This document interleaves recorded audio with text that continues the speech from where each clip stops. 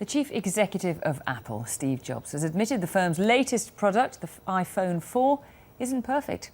He's made an emergency statement in California about problems that have been reported with the sell-out smartphone. He's offered customers a free case to improve its reception or their money back. Here's our technology correspondent, Rory Jones. It's a market full of ever smarter gadgets, but one phone has managed to stand out from the crowd. Apple's iPhone has transformed a whole industry, and the latest version promised to be the smartest yet. You know, you could help me out if you're on Wi-Fi, if you could just get off.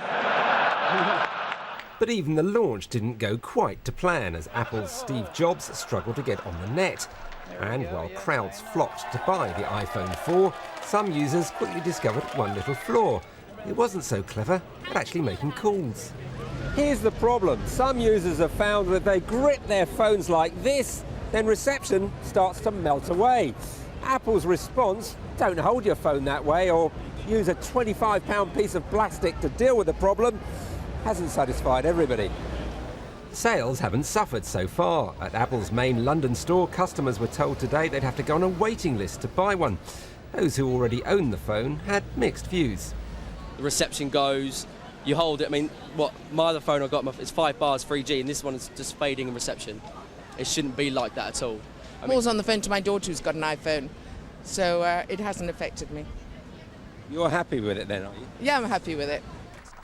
At Apple's headquarters today, Steve Jobs made a surprising admission. The iPhone 4 wasn't perfect. In fact, it dropped more calls than the previous version.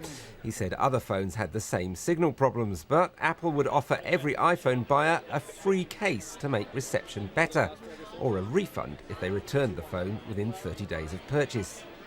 We're not perfect. We know that. You know that. And phones aren't perfect either. But we want to make all of our users happy.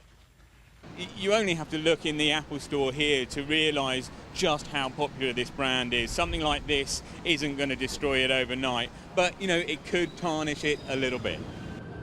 Apple attracts such devotion from its fans worldwide that it's felt able to ignore the calls to respond to criticism.